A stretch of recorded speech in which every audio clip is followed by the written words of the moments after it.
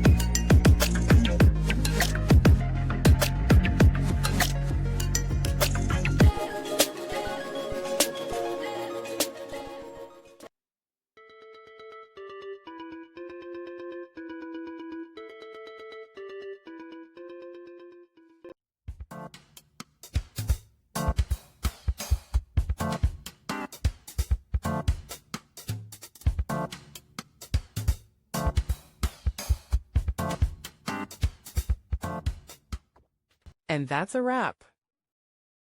I hope you found the answer you were looking for.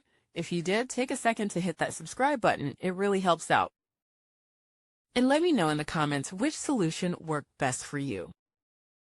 See you next time in the debug zone.